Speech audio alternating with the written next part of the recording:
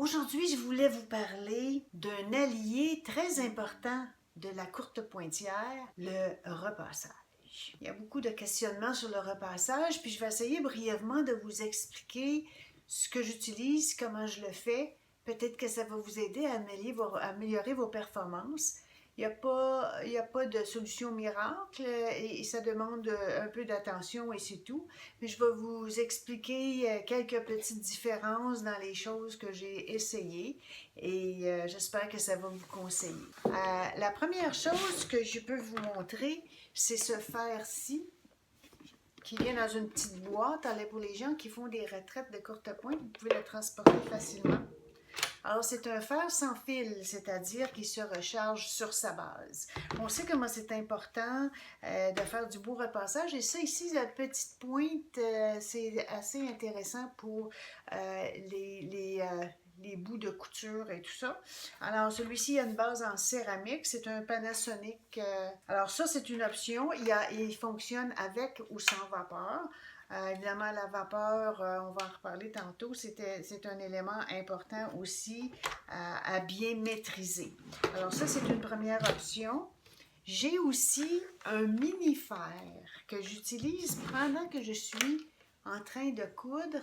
Je mets mon tapis de laine tout près de moi et je peux repasser au fur et à mesure que je construis mes blocs, ça m'évite de me lever et de me rasseoir. Alors ça aussi, c'est un instrument qui est intéressant. C'est tout petit, c'est pas coûteux et ça peut améliorer votre rendement quand vous voulez être plus efficace quand vous faites vos projets. Et c'est pas très coûteux.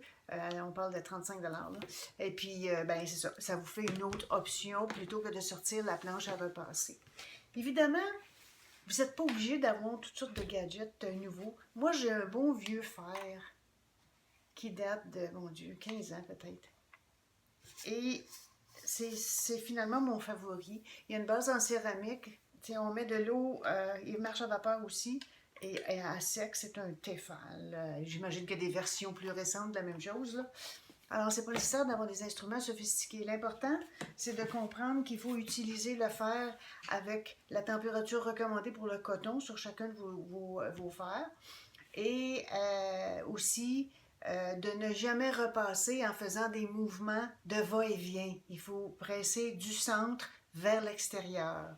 Il ne faut jamais repasser, il faut presser. Essayez de penser plus pressage que repassage. Une autre chose qui pourrait vous aider aussi, ce sont des outils pour stabiliser vos tissus. Alors, il y a évidemment le très connu Best Press qui est disponible partout où on vend des produits de courte pointe. Moi, j'ai fait ma version maison de ça, qui est un mélange d'alcool et d'eau distillée. Ça donne un résultat assez semblable et c'est évidemment pas très coûteux.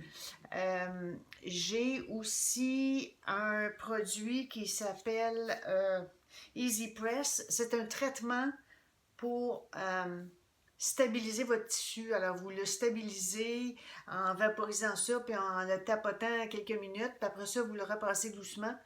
Ça va vous aider à couper plus précisément. Évidemment, il y a le bon vieux emploi rapide, mais le problème avec ça, c'est que ça laisse un résidu blanc, comme une petite poudre blanche. Alors, c'est à vous de voir qu'est-ce qui vous plaît. L'important, c'est de comprendre qu'on peut faire avec des instruments simples, ça n'a pas besoin d'être sophistiqué. Assurez-vous de bien régler votre fer à la température nécessaire, puis bonne couture. Si vous voulez avoir plein de trucs et plein d'autres astuces, abonnez-vous à ma page web. Il y en a toutes les semaines. lisechartrand.com. Au revoir, à la prochaine! N'oubliez pas, quand vous repassez des pièces de courte pointe, des blocs ou des assemblages, assurez-vous que votre fer est à sec pour commencer et ensuite vous utilisez la vapeur. Parce que si vous faites le contraire, ça peut faire une distorsion dans votre tissu, surtout si vous travaillez avec des triangles. Merci.